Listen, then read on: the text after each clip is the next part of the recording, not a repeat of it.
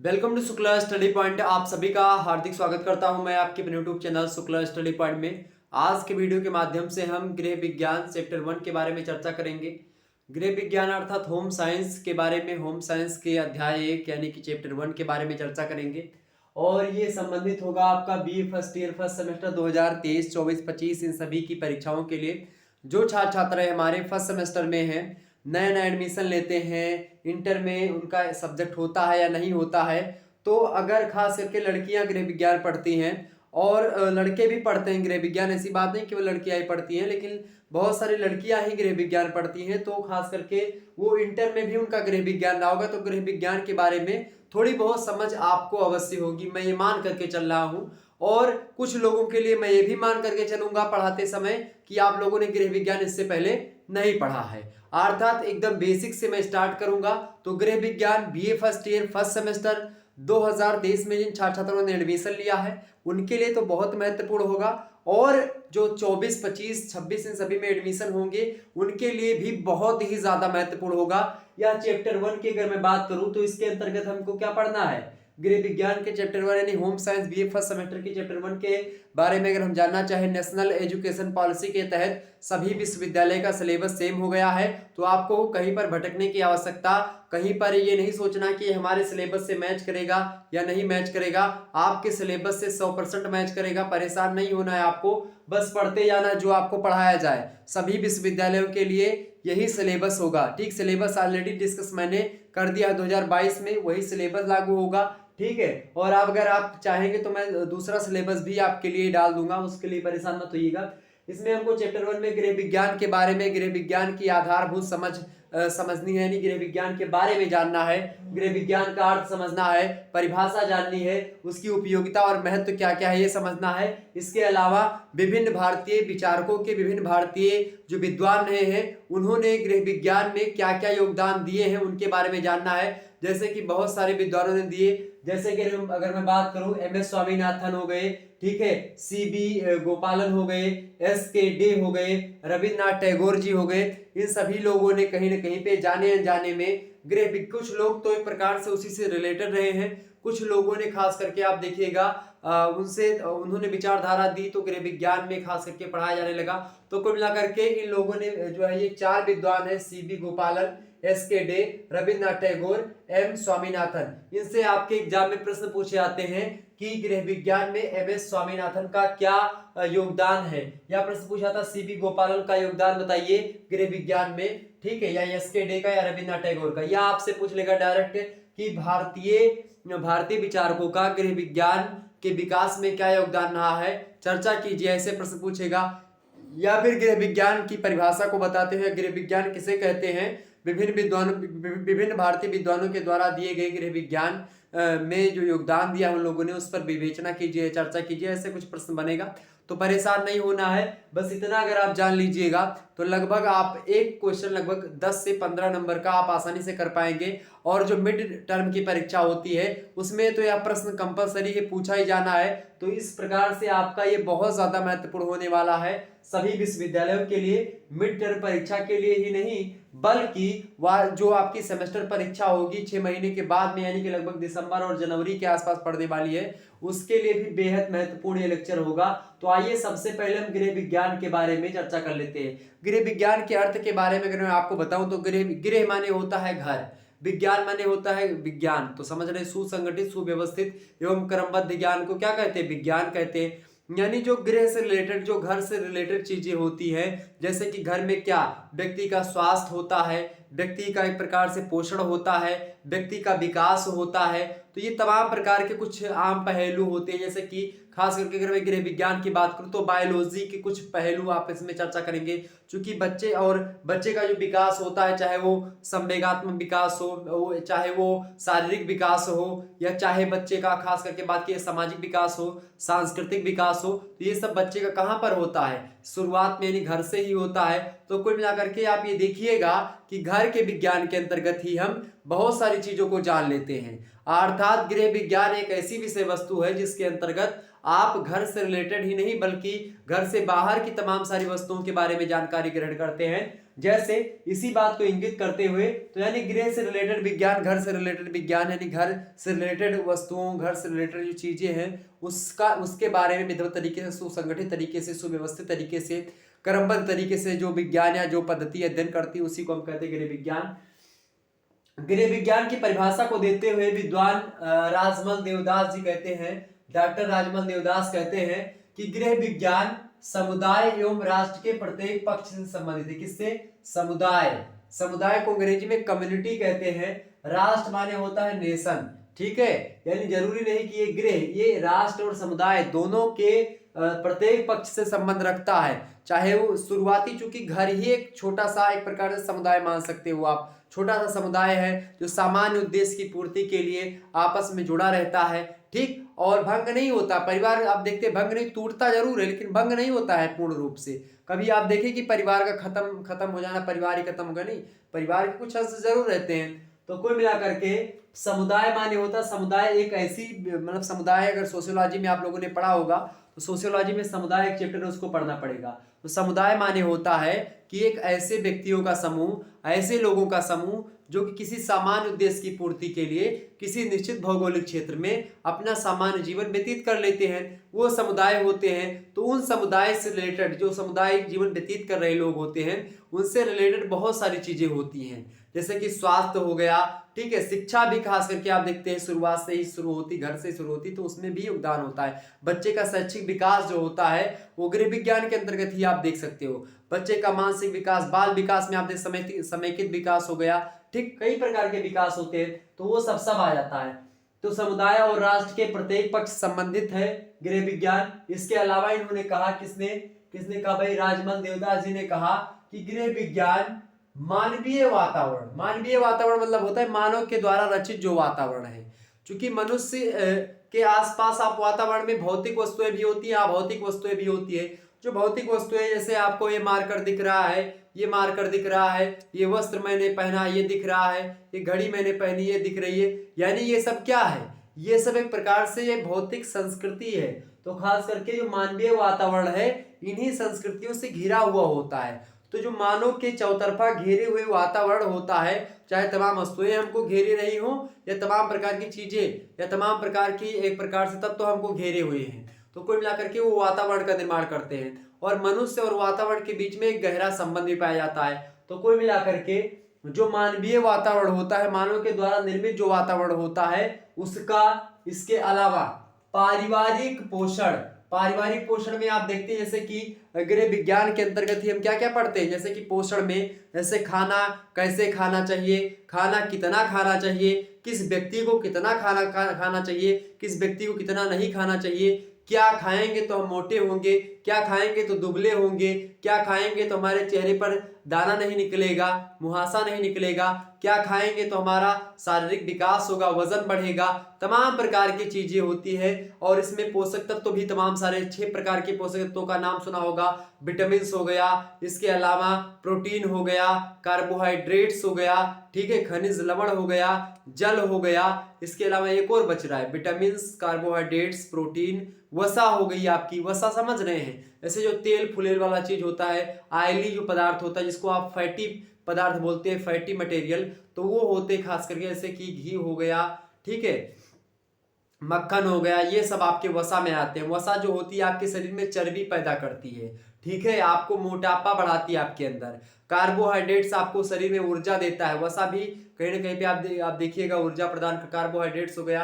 Protein जो होता है वो आपके शरीर का विकास करता है, शरीर में जो टूटे फूटे कोशिका ऊतक होते हैं उनका निर्माण करता है, उनकी मरम्मत करता है, मतलब विकास करता है प्रोटीन, इसीलिए बच्चों के लिए अधिक आवश्यक होता है। ये तमाम प्रकार की चीजों के बारे में जानकारी हमको कब होती है, कौन से विटामिन से कौन सा रोग होता है। विटामिन ए से हम बताते हैं कि हाँ रतौंधी रोग होता है, विटामिन बी से हम बताते हैं कि हाँ भाई विटामिन बी से बेरी बेरी नामक रोग होता है, विटामिन सी से स्कर्वी नामक रोग होता है, विटामिन डी की कमी से से रिकेट्स यानी सूखा रोग होता है, विटामिन डी मतलब ई की कमी से आपको मतलब विटामिन के की कमी से रक्त का थक्का नहीं बनता है, कौन से विटामिन वसा में घुलनशील है, कौन से विटामिन जो है जल में घुलनशील है, ये तमाम प्रकार की चीजें। और हमको जैसे जो खनिज लवण होते, खनिज तत्व होते हैं, जैसे उनमें कैल्शियम, पोटेशियम, ठीक है, ये सब जो चीजें होती है, आयरन, लौह तत्व, ये सब हमको किस मात्रा में लेना चाहिए। जैसे स्त्रियों को लौह तत्व यानी आयरन अधिक मात्रा में लेना चाहिए, साग ज्यादा खाना चाहिए, ठीक है। पुरुषों को एक प्रकार से आप देखते हैं तो ऊर्जा वाली चीजें, जो गर्भावस्था की महिलाएं होती है उनके लिए अलग से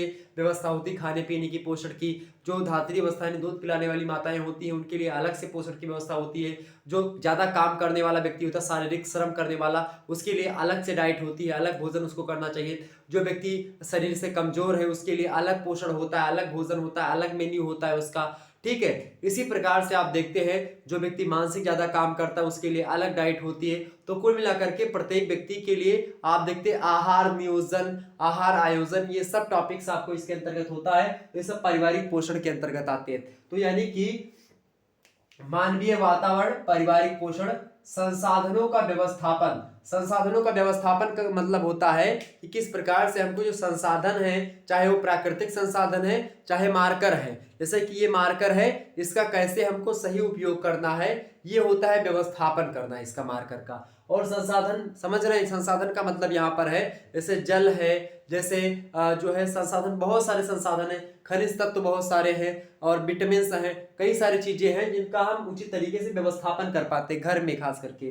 तो प्रबंधन करना, मैनेजमेंट करना, संसाधन जो हमको जल है और ऊर्जा है, ये सब किस प्रकार से, किसको हमको कैसे इम्प्लीमेंट करना, कैसे प्रबंधन करना है, इसका कैसे व्यवस्थित करना है, यानी संसाधनों का व्यवस्थापन। हमारे पास मान लेते हैं कि 1 ही लीटर तेल है, उसी में हमको पूरा घर 1 महीने चलाना है, तो वो भी एक प्रकार से व्यवस्थापन ही हो जाता है कि उचित संसाधन, हमारे पास संसाधन 1 लीटर तेल, 1 महीना हमको चलाना, उसी में हमें दलिए तड़को लगावे के, सब्जी के छौंकनों लगावे के, तमाम प्रकार की चीज करना है। अगर मान लेते हैं कि पति की तबीयत खराब होती है तो उनके सर पर भी तेल ठोकना है। तो ये तमाम प्रकार की चीजें आपको पता होंगी। ये सब चीजें आपको एक, जब व्यवस्थापन आप नहीं जानते हुए करना, ठीक है, प्रबंधन नहीं कर पाएंगे या कर पाएंगे तो आप सही तरीके से नहीं यूज कर पाएंगे। कोई संसाधन आपके पास है, उसका एक प्लानिंग के तहत उपभोग करना ही एक प्रकार से संसाधनों का व्यवस्थापन कहलाता है। यानी कोई भी सामान आपके पास है तो उसका आप एक प्लानिंग के तहत, अगर हम इसको इतना करेंगे तो हमारा इतना होगा, एक मैनेजमेंट, एक बजट, एक जो है प्रबंधन तैयार करना, एक आयोजन कर लेना, एक नियोजन पहले से तैयार कर लेना कि हमको 1 लीटर तेल 1 महीने चलाना है। तो अगर हम 50 ग्राम तेल की तड़का देंगे, सब्जी देंगे या कुछ भी देंगे, वो एक फिक्स कर लेंगे हम कि हमको 1 महीना चलाना, तो उसके हिसाब से हम हर एक चीज को मैनेज करेंगे, हर एक चीज को ध्यान में रखेंगे। तो ये चीज हो गई आपकी ये, ठीक। तो कुल मिलाकर के ये हो गया समय संसाधनों का व्यवस्थापन। अगला पॉइंट है आपका बाल विकास यानी कि चाइल्ड डेवलपमेंट। क्योंकि बालकों का विकास आप देखते हैं, बालक का विकास, चाहे बच्चा जैसे मानते हैं जो है प्रसव काल शुरू, मतलब एक प्रकार से आप देखिए गर्भावस्था शुरू होती है।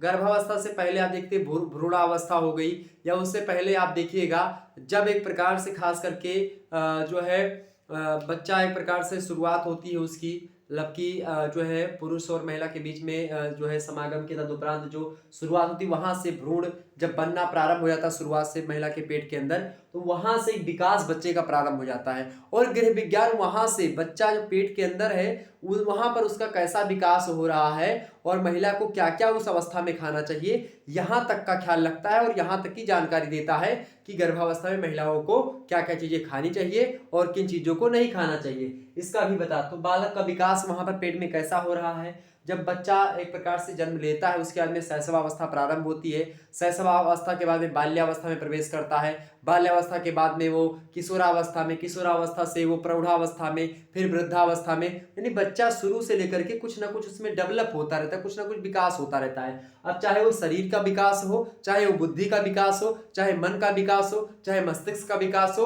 और चाहे उसके एक प्रकार से कहने के भाव भंगिमाओं का विकास हो, एक प्रकार से जो है इमोशंस का विकास हो, इमोशनल डेवलपमेंट, फिजिकल डेवलपमेंट, और कई प्रकार के डेवलपमेंट जो होते हैं वो बालकों के होते हैं, और उन सभी को पढ़ा जाता है गृह विज्ञान के अंतर्गत। एवं उपभोक्ताओं की कुशलता में सुधार। उपभोक्ताओं की कुशलता यानी कि कोई चीज आप खाते पीते हैं तो उस पे एक ट्रेडमार्क आईएसआई का एक प्रकार सिंबल लगा होता है। आईएसआई एक ट्रेडमार्क होता है जिसके तहत क्या होता है कि कोई भी उपभोक्ता जो होता है वो अच्छी से अच्छी चीजों को खा सके।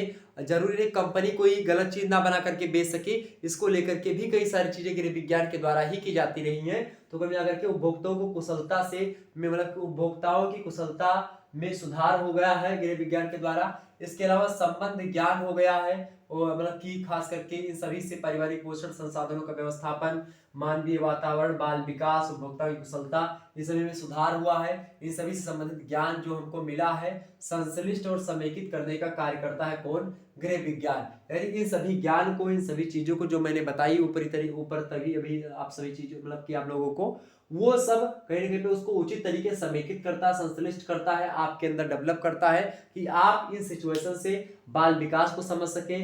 आप उपभोक्ता हैं तो आप एक प्रकार से अपनी स्किल को सुधार सके, अपने कुशलता में सुधार कर सके, संसाधनों का व्यवस्थापन सही तरीके से कर सके, ये हमको गृह विज्ञान बताता है। पारिवारिक पोषण का विशेष तरीके से आप अगर जानकारी रखेंगे तो ध्यान रख पाएंगे। इसके अलावा मानवीय वातावरण का अगर आप अध्ययन कर लेंगे तो अच्छे तरीके से आप पारिवारिक प्रबंधन कर सकेंगे। तो ये तमाम प्रकार की चीजें ये गृह विज्ञान के अंतर्गत होती हैं। इसको बताया राजमल देवदास ने और बड़ी जबरदस्त परिभाषा इनकी आ रही है। तो कुल मिलाकर के इसी परिभाषा को इसीलिए हमने इतनी देर तक समझाया, इसीलिए ताकि आपको सारी चीजें समझ में आ जाए। तो ये तो हो गई भाई इसकी परिभाषा, अर्थ परिभाषा आपकी समझ में आ गई होगी। इसके बाद में हम थोड़ा सा और आगे बढ़ते हैं और चीजों को जानने का प्रयास करते हैं।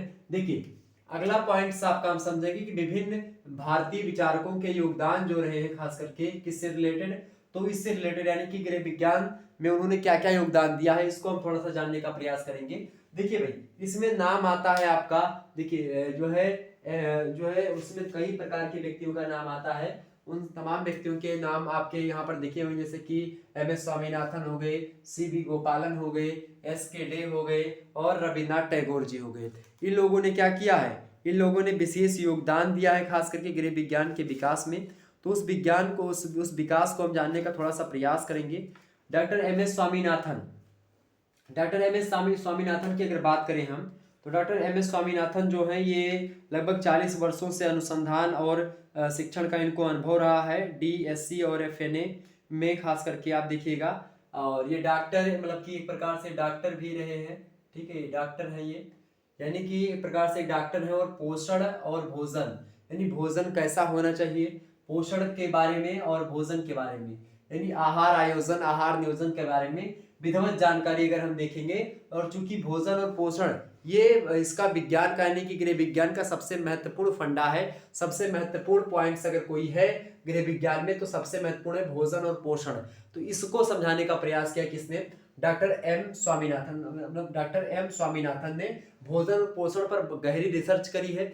बहुत सारी पुस्तकें इनकी से रिलेटेड है जो कि आजकल हम लोग पढ़ते भी हैं। डॉक्टर एम एस स्वामीनाथन ने बहुत ज़्यादा एक प्रकार से चीज़ें करी है और ख़ास करके ये भोजन और पोषण के में विशेषज्ञ हैं, विशेषज्ञ थे। और ख़ास करके आप देखिएगा ये जो है 1969 में अमेरिकी संस्थान के पोषण के मानद सदस्य भी के रूप में भी चुने गए थे। इसके अलावा जो है applied nutrition and dietetics CFTRI जो है ये संस्था है मैसूर के, उसमें चेयरमैन भी रहे हैं। इसके अलावा 1935 से पोषण अनुसंधान में सक्रिय रहे हैं। तो कुल मिलाकर के आप देखिएगा कि ये बड़े ही एक प्रकार से 1935 ईस्वी से लगातार इन्होंने पोषण अनुसंधान करना प्रारंभ रखा, लगातार इन्होंने प्रारंभ किया। और खास करके आप देखिएगा 1935 से 1942 तक पोषण अनुसंधान प्रयोगशालाओं में बहुत कार्य किया। इन्होंने मेडिकल कॉलेज जयपुर में 1947 में, 1949 तक आप देखिएगा बायोकेमिस्ट्री में रीडर के रूप में कार्य किया। इसके अलावा 1938 में नियासिन के निर्धारण और 1940 में जो है खास करके आप देखिएगा पायरोडोक्सिन के निर्धारण के में आप देखिएगा रासायनिक मूल्यों का तरीका बताया इन्होंने। 300 रिसर्च पेपर और कई रिव्यू आर्टिकल्स भी इनके प्रकाशित हुए हैं। 1960 ईस्वी में भारत की नेशनल एकेडमी ऑफ साइंसेस का फेलो इनको चुना गया था। तो कुल मिलाकर के इन्होंने कैल्शियम आवश्यकताओं पर 1961 ईस्वी में भी कार्य किया है। WHO और FAO विशेषज्ञ समूह के भी सदस्य ये नियुक्त किए गए थे। तो कुल मिलाकर के ये कैल्शियम के बारे में भी इन्होंने जो है उसके बारे में बताया, कैल्शियम पर शोध किया WHO और खास करके आप देखिएगा एक और संस्था है, उसका नाम है FAO। इसमें मतलब विशेषज्ञ समूह के सदस्य के रूप में कार्य किया। तो कुल मिलाकर के इनका योगदान जो है वो खास करके भोजन और पोषण से रिलेटेड रहा है। उसमें खनिज पदार्थों के बारे में भी यानी कैल्शियम पर भी इन्होंने रिसर्च करी है। तो कुल मिलाकर के इन्होंने इस प्रकार से भारतीय विचारक हैं M स्वामीनाथन, इन्होंने गृह विज्ञान में योगदान दे चुकी। भोजन और पोषण जो है गृह विज्ञान का बहुत ही जबरदस्त पार्ट है। इसके अलावा अगर हम समझें, अगला पॉइंट है आपका बाबू, कौन सा पॉइंट है? अगला पॉइंट है आपका CB गोपालन। CB गोपालन की अगर हम बात करें तो CB गोपालन जो है ये गृह विज्ञान में एक प्रसिद्ध नाम है CB गोपालन का। ये चूंकि दक्षिण भारत के निवासी थे CB गोपालन, इसीलिए इन्होंने हिंदी में गृह विज्ञान का अध्ययन नहीं किया है।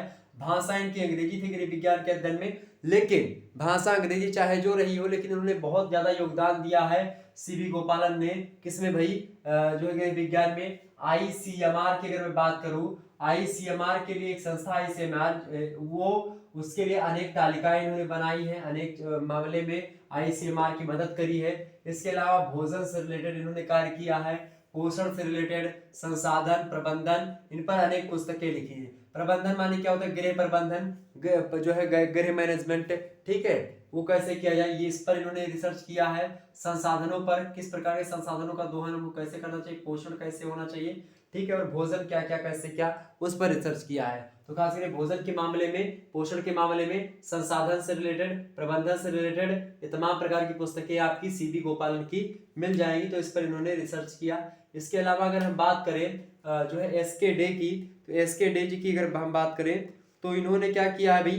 कुल मिलाकर के आप देखिएगा SK डे की अगर मैं बात करूं तो इनका जन्म जो हुआ था 13 सितंबर को हुआ था 1906 ईस्वी में, और भारत के पहले केंद्रीय मंत्रिमंडल के सहकारिता और पंचायती राज मंत्री भी थे। कौन? SK डे जी। इसके अलावा स्वतंत्र भारत में सामुदायिक विकास का एक प्रकार से प्रारंभ किया। क्या? स्वतंत्र भारत में सामुदायिक विकास, आपको पता होगा कि जो एक प्रकार से कम्युनल डेवलपमेंट है उस पर इन्होंने कार्य किया। और सामुदायिक विकास, चूंकि आपको पता होगा कि समुदाय के प्रत्येक पक्ष का अध्ययन करता है, समुदाय के प्रत्येक पक्ष से संबंधित है। चूंकि गृह विज्ञान, ये परिभाषा ऑलरेडी डॉक्टर राजमल देवदास ने दे दी है, तो आप इस आधार पर देख सकते हैं कि स्वतंत्र भारत में सामुदायिक विकास पर जोर किसने दिया? तो जोर दिया इन्होंने डॉक्टर SK डे ने। और चूंकि जब सामुदायिक विकास पर जोर दिया, इसीलिए चूंकि सामुदायिक विकास के प्रत्येक पक्ष जो है वो गृह विज्ञान से जुड़ा हुआ है, इसीलिए गृह विज्ञान में अपने आप ही योगदान हो जाता है। सामुदायिक विकास पर फोकस करना SK डे का, ये गृह विज्ञान में मदद कर रहा है, ये बात आप ध्यान रखिएगा। यानी कि गृह विज्ञान जो है वो समुदाय, जो सामुदायिक जीवन होता है उसके प्रत्येक पक्ष से संबंध रखता है, और सामुदायिक विकास पर फोकस किया डॉक्टर SK डे महोदय ने, अधिक समय तक फोकस किया, ये बात भी ध्यान रखिएगा। और खास करके आप देखिए सामुदायिक विकास भी गृह विज्ञान का एक विषय है और इसीलिए उस पर इन्होंने फोकस किया। नेहरू जी की मृत्यु के बाद में आप देखिएगा जो ये SK डे थे, इन्होंने अपने पद से इस्तीफा दे दिया था और अपना समय जो है देश में पंचायती राज संस्थानों के निर्माण में समर्पित कर दिया। और मंत्री के रूप में उनकी परियोजनाएं सामुदायिक विकास कार्यक्रम आई थी 1953 ईस्वी में, जो कि देश भर में सामुदायिक विकास खंडों का आधार बनी। तो कुल मिलाकर के इन्होंने बड़ा योगदान दिया। पहली सामुदायिक विकास परियोजना इनकी 1948 में ही आ गई थी, इटावा उत्तर प्रदेश से शुरू की गई थी। 1952 के दौरान देश भर में क्या हुआ कि लगभग 55 परियोजनाएं ऐसी शुरू कर दी गई, और उनकी सफलता को ध्यान में रखते हुए सामुदायिक कार्यक्रम जो है देश के सभी ब्लॉकों तक बढ़ाया गया, और उनमें सबसे महत्वपूर्ण योगदान डॉक्टर SK डे जी का ही था। तो कुल मिलाकर के इन्होंने सामुदायिक विकास में बहुत ज्यादा योगदान दिया है, क्योंकि ये खास करके केंद्रीय मंत्रिमंडल के सहकारिता और पंचायती राज मंत्री भी थे, और इसके पद पर रहते हुए भी, और इन्होंने पद से जब इस्तीफा दे दिया नेहरू जी की मृत्यु के बाद में, तब भी इन्होंने जीवन प्रयत्न इस पे कार्य करते रहे और अच्छे तरीके से रिसर्च किया, और बहुत अच्छे तरीके से मतलब जो है वैसे रिसर्च PhD वाले रिसर्च नहीं, इस पर अच्छे तरीके से सामुदायिक विकास पर बहुत ज़्यादा फोकस करके ध्यान दिया, और आज इनके योगदान के लिए हम लोग इनको पढ़ते हैं, जानते हैं। चूंकि गृह विज्ञान में इनका काफ़ी योगदान रहा है, इनके योगदान को हम भुला नहीं सकते बिल्कुल भी। ठीक, आगे हम समझते हैं और भी चीज़ों को जानने का प्रयास। अब बात करते हैं रविन्द्रनाथ टैगोर जी की। रविन्द्रनाथ टैगोर की आप सभी को पता होगा, रविन्द्रनाथ टैगोर जी को कौन नहीं जानता है। रविन्द्रनाथ टैगोर जी का जन्म कब हुआ था भाई? रविन्द्रनाथ टैगोर जी का जन्म कब हुआ था? 1861 ईस्वी में हुआ था। कलकत्ता में इनका जन्म हुआ था। इनके पिताजी का क्या नाम था? चलिए अभी हम समझ लेते हैं। तो रविन्द्रनाथ टैगोर जी सबसे पहली बात तो विश्व भारती विश्वविद्यालय की स्थापना करने का श्रेय जाता है।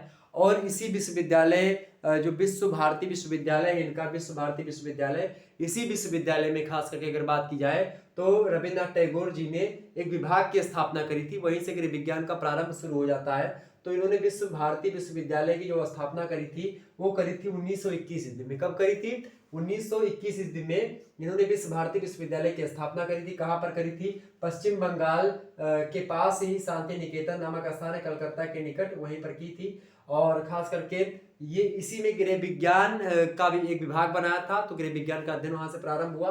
तो गृह विज्ञान का क्या किया इन्होंने? गृह मतलब कि एक प्रकार से विभाग ही बनाया जिसमें रिसर्च वगैरह भी हुआ करते थे, तो इनका भी बहुत ज्यादा योगदान है उसमें। ठीक। और चूंकि 1921 में इन्होंने स्थापना विश्व भारती करी, लेकिन विश्व भारती का इतिहास आप समझिए थोड़ा सा। इनके पिता का नाम था रविन्द्रनाथ टैगोर जी के महर्षि देवनाथ ठाकुर। महर्षि देवनाथ ठाकुर जी जो थे, देवेंद्रनाथ ठाकुर, इनकी अगर मैं बात करूं तो ये कौन थे भाई? आप देखिएगा शांति निकेतन की जो स्थापना होती है, शांति निकेतन की स्थापना वो 1863 ईस्वी में होती है।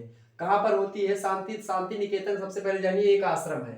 शांति निकेतन क्या था? एक आश्रम था। 1863 ईस्वी में शांति निकेतन नामक एक आश्रम का एक प्रकार से रविन्द्रनाथ टैगोर ने ही शांति निकेतन के ये क्या थे? संस्थापक थे रविन्द्रनाथ टैगोर जी। और खासकर इनका जन्म 1861 में तो हुआ ही था, कलकत्ता के में हुआ था संपन्न परिवार में। लेकिन इनके पिताजी जो थे उनका नाम क्या था?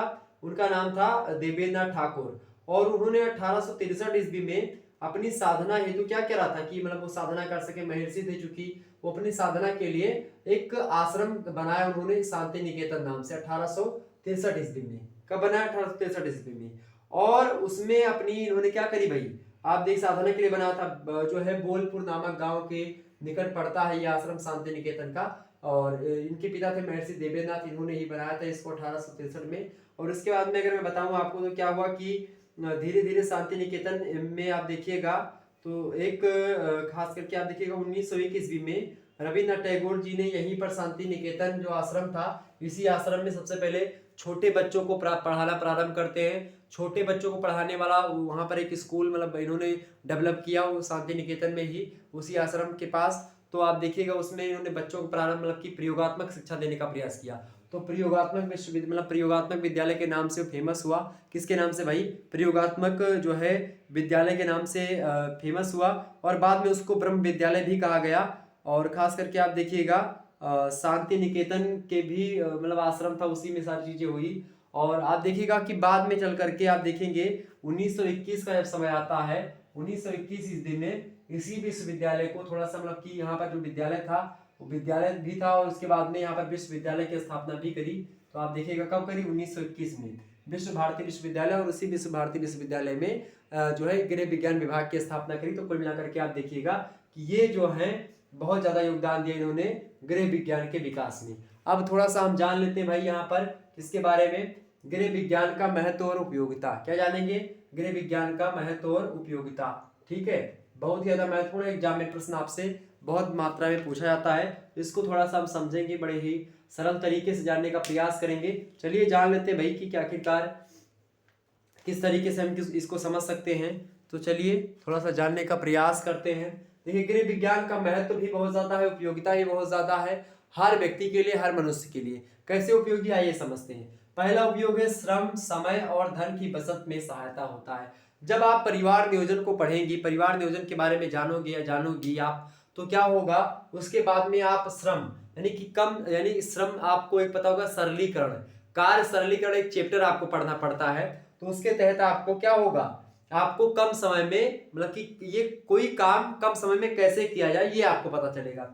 दूसरी बात समय, तो श्रम की बचत होगी, यानी कि कम समय में कोई कार्य कितना सरल तरीके से किया जा सकता है। जैसे कोई काम कोई व्यक्ति बहुत कठिनाई से करता है और कोई व्यक्ति उसी काम को कम समय में बहुत सरल तरीके से करता है, ठीक, और कम पैसे में करता है। तो अगर आप आहार आयोजन के बारे में समझ गई, अगर आपने गृह प्रबंधन के बारे में पढ़ लिया, तो आपको श्रम की भी बचत होगी, अच्छे मतलब कम जो है श्रम में कम शक्ति का प्रयोग करके कम समय में कम धन का प्रयोग करके आप अच्छे तरीके से अपने घर को चला सकती है अगर गृह विज्ञान आपने पढ़ा। तो पहला महत्व तो ये हो गया।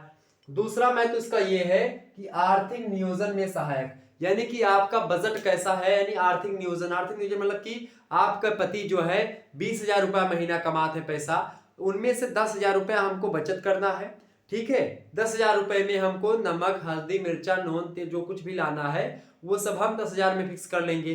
बच्चे की ट्यूशन फीस देनी है, स्कूल फीस देनी है, ठीक है, पिताजी के लिए करना है, वो करना है, माता जी के लिए साड़ी लानी है, ये त्योहार पड़ रहा है उसके लिए मिठाई चाहिए। तो ये तमाम प्रकार के यानी एक आयोजन की महीने भर में, यानी महीने के इस 31 तारीख को हमको सैलरी मिली। अब सैलरी के हिसाब से मैंने पहले फिक्स कर लिया कि 10,000 मेरे को बचा के रखना, ताकि शादी वादी किसी की करेंगे तो फिर उसमें लगेगा।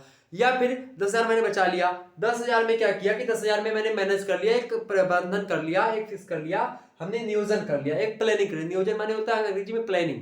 तो हमने क्या कर लिया, आर्थिक प्लानिंग कर ली कि हमको कैसे कैसे कितने पैसे को कहां कहां इन्वेस्ट करना है। तो वो हो गया एक प्रकार से। उसमें सहायता कौन करता है, इसमें गृह विज्ञान सहायता करता है। क्योंकि गृह विज्ञान में आप पढ़ते हैं क्या, बजट के बारे में, गृह प्रबंधन के बारे में पढ़ते हैं, आहार नियोजन के बारे में, आहार आयोजन के बारे में, आर्थिक नियोजन के बारे में उसमें पढ़ते हैं। यानी कि आपको रुपया पैसा कितना आ रहा है, कितना खर्च हो रहा है, इसके हिसाब से बचत को फिक्स करना, तमाम प्रकार की चीजों को करना, ये सब गृह विज्ञान के अंतर्गत सहायता मतलब कि हम पढ़ते हैं। गृह विज्ञान ना होता तो ये चीजें हम ना जान पाते।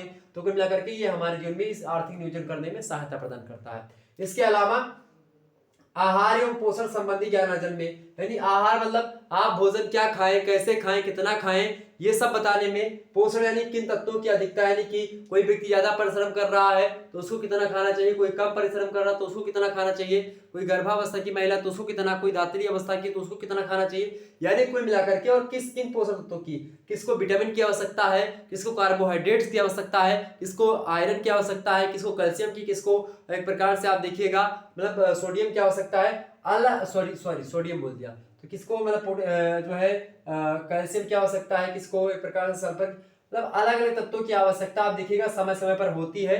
अलग अलग अवस्थाओं में, अलग अलग स्थिति में, अलग अलग पोषक तत्वों की अलग अलग भोजन की आवश्यकता होती है। आप एक भोजन को जो है हमेशा नहीं खा सकते, मतलब कि बदल बदल कर भोजन खाना चाहिए।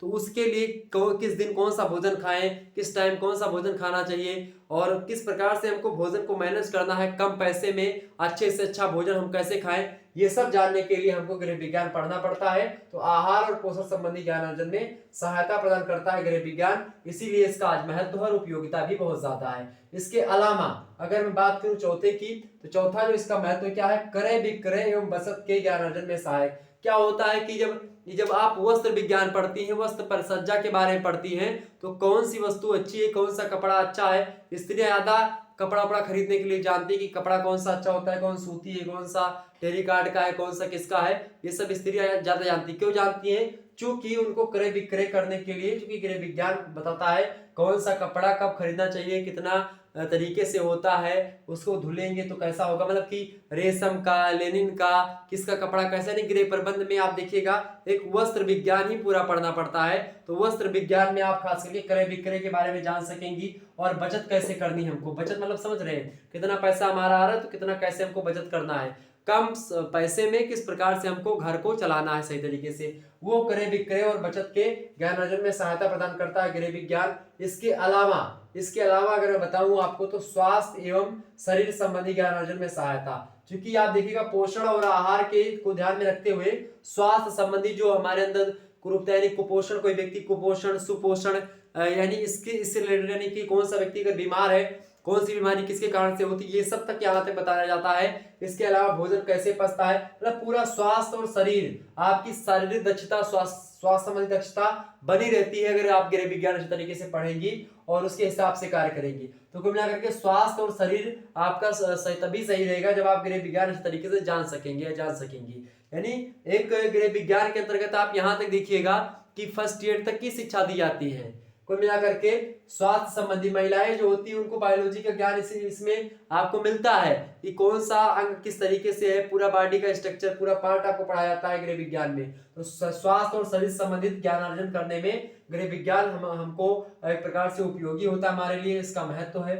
इसके अलावा अगला महत्व जो आता है हमारा व्यापारिक महत्व। व्यापारिक महत्व का मतलब क्या है, व्यापारिक महत्व का मतलब है कि हमारी नौकरी वगैरह लगने में या हमको पैसा कमाने में मदद मिलती है। जैसे कि आप देखिएगा यहाँ पर जो है बालवाड़ी और जो है आंगनबाड़ी में शिक्षिका आप बन सकती हो गृह विज्ञान पढ़ने के बाद में। इसके अलावा प्राथमिक चिकित्सा निर्देशिका आप बन सकती हो गृह विज्ञान पढ़ने के बाद में। इसके अलावा ग्राम सेविका आप बन सकती हो, ठीक है। पोषण विशेषज्ञ आप बन सकती हो, परिवार नियोजन निर्देशिका आप बन सकती हो गृह विज्ञान पढ़ के, गृह विज्ञान अध्यापिका बन सकती हो आप गृह विज्ञान को पढ़ करके। तो कुल मिलाकर के गृह विज्ञान के व्यावसायिक महत्व भी है, क्योंकि आज गृह विज्ञान के क्षेत्र में आप देखिएगा कई सारे पद खाली, कई सारे पद जो है होते हैं, जिसमें आप अच्छी नौकरी पा सकती हैं, अच्छी तनख्वाह पा सकती हैं और अच्छे तरीके से अपना जीवन यापन कर सकती हैं। बालवाड़ी, आंगनबाड़ी, प्राथमिक चिकित्सा निर्देशिका, ग्राम सेविका, पोषण विशेषज्ञ, परिवार नियोजन निर्देशिका, गृह विज्ञान अध्यापिका, तो ये सब आप बन सकती हो बड़े आसानी से।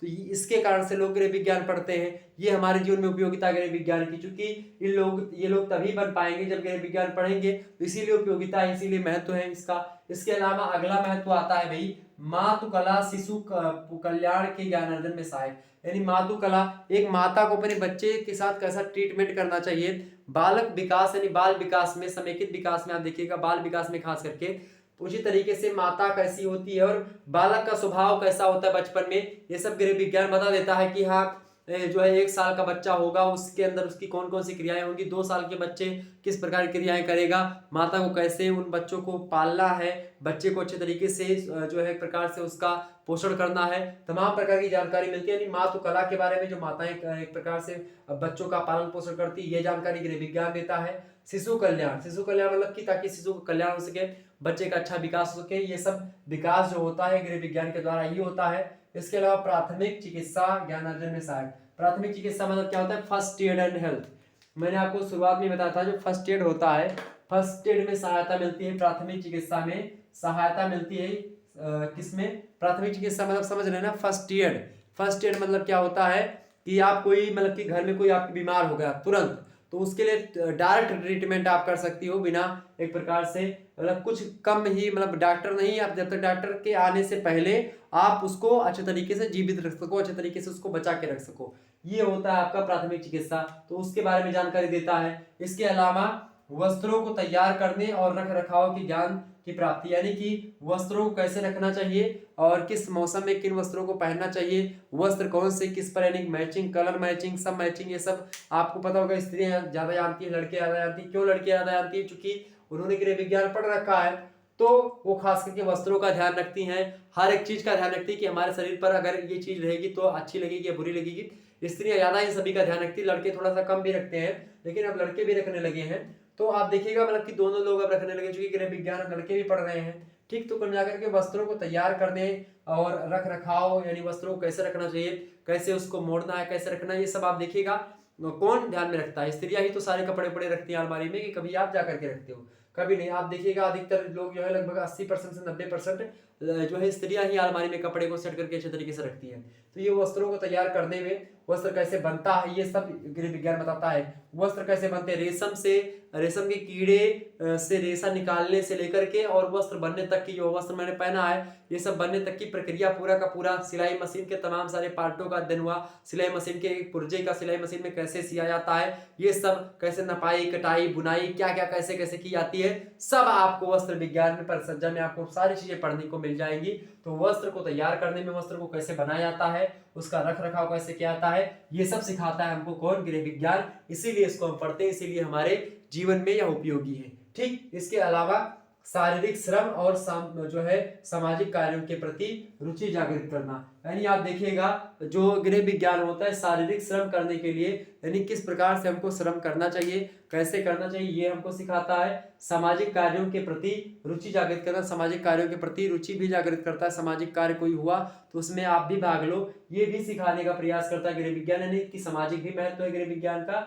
और शारीरिक भी महत्व है, शारीरिक श्रम को लेकर के महत्व है। तो कुल मिलाकर के गृह विज्ञान का ये सारे महत्व हैं जो कि मैंने बताया। क्या क्या महत्व हो गया, श्रम, समय एवं धन की बचत में सहायता प्रदान करता है, आर्थिक नियोजन में सहायता प्रदान करता है, आहार एवं पोषण में संबंधित मतलब की सहायता प्रदान करता है, इसके ज्ञान अर्जन करने में, ठीक, क्रय विक्रय एवं बचत के ज्ञान अर्जन में, स्वास्थ्य एवं शरीर संबंधी ज्ञान अर्जन में, व्यवसायिक इसका तमाम सारा महत्व है, प्राथमिक चिकित्सा के ज्ञान अर्जन में, ठीक है, मातृ कल्याण शिशु कल्याण के ज्ञान अर्जन में, वस्त्रों को तैयार करने और रखरखाव के बारे में ज्ञान प्राप्त करना हुआ, शारीरिक श्रम और सामाजिक कार्यों के प्रति रुचि जागृत करना हुआ। तो ये सब कौन करता है? ये सब हमको गृह विज्ञान सिखाता है। गृह विज्ञान के द्वारा ही हम सीख पाते हैं। तो कुल मिलाकर के गृह विज्ञान का ये पहला चैप्टर मैंने आपको पढ़ा दिया। लगभग आपका ये यहीं पर चैप्टर समाप्त होता है। कुल मिलाकर के आपको इतनी सारी चीजें पता चली। हमने गृह विज्ञान की परिभाषा को समझा, गृह विज्ञान के अर्थों को उसी में हमने समझ लिया। गृह विज्ञान में विभिन्न योगदान दिया है, मतलब विभिन्न विचारकों ने अलग अलग तरीके से योगदान दिया है। उन योगदानों को समझा और भारतीय परिप्रेक्ष्य में हमने समझा। ठीक है, उसमें हमने एम स्वामीनाथन, सी.बी. गोपालन, एस.के. डे और रविन्द्रनाथ टैगोर इनके योगदान को समझा। हमने डॉक्टर राजमल देवदास की परिभाषा को समझा।